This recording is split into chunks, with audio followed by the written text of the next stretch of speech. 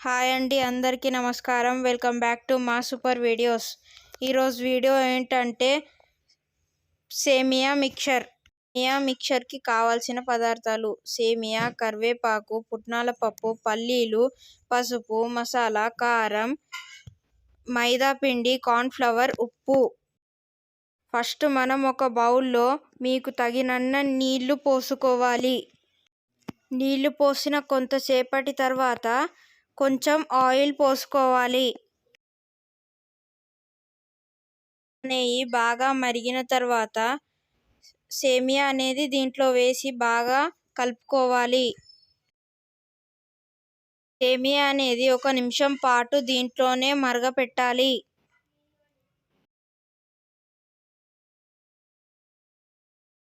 ఈ సేమియా అనేది ఎక్కువ మెత్తగా ఉండకూడదు, ఎక్కువ గట్టిగా ఉండకూడదు, నార్మల్గా ఉండాలి.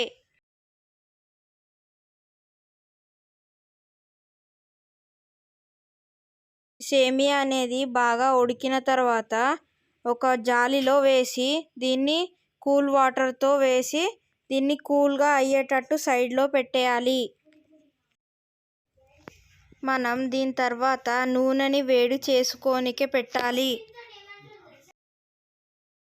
నూనె అనేది వేడి అవుతుండగానే కార్న్ఫ్లవర్, మైదా పిండి, చిటికెడంత పప్పు, కారం, ఉప్పు అనేది బాగా వేసి బాగా కలుపుకోవాలి.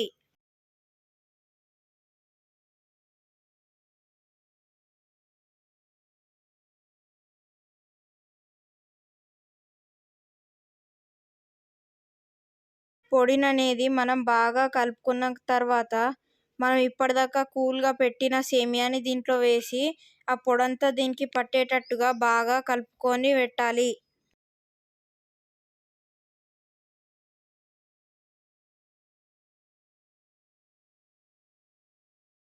ఇదంతా బాగా కలుపుకున్న తర్వాత ఇప్పటిదాకా మనం వేడిగా పెట్టిన నూనెలో ఇవన్నీ డీప్ ఫ్రై చేయాలి. గోల్డెన్ బ్రౌన్ వచ్చే వరకు వీటిని బయటికి తీయకూడదు. ఈ డీప్ ఫ్రై చేసేటప్పుడు మనము వీటిని కలుపుకుంటూనే ఉండాలి.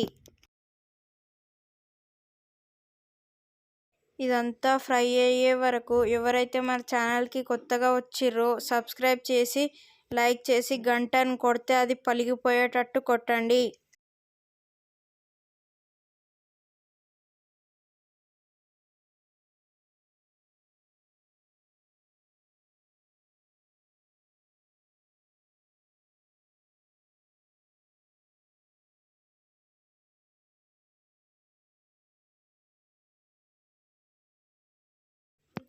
ఇదనేది బాగా గోల్డెన్ ఫ్రై వచ్చిన తర్వాత ఒక గిన్నెలో తీసి ఇవన్నీ తీసుకొని ఒక గిన్నెలో వేయాలి.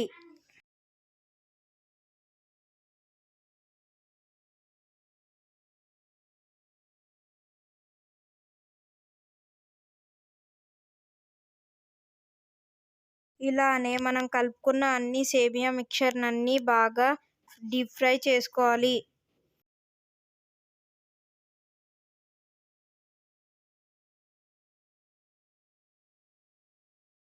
ఈ సేమియా అనేది బాగా డీప్ ఫ్రై అయ్యాక ఇదే నూనెలో మనం పల్లీలు కూడా బాగా వేసుకోవాలి.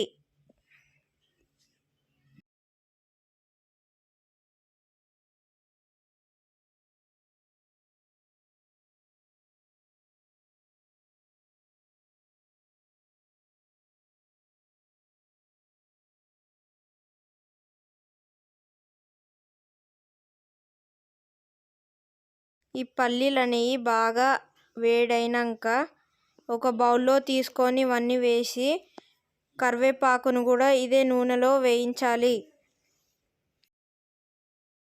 వేయించుకున్న తర్వాత ఉప్పు, పసుపు, పుట్నాల పప్పు, మసాలా, ఇప్పటిదాకా వేయించుకున్న కరివేపాకు ఇంకా పల్లీలు వేసి బాగా కలుపుకోవాలి.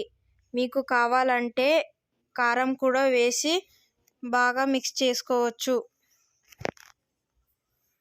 కానీ మీకు నచ్చినట్టయితే మీ పిల్లలకి చేస్తే ఇది మీ పిల్లలు ఆనందంగా తింటారు, మళ్ళీ మళ్ళీ కావాలని అడుగుతారు. కానీ మీకు నచ్చినట్టయితే ప్లీజ్ మా ఛానల్కి సబ్స్క్రైబ్ చేసుకోండి. Thanks for watching.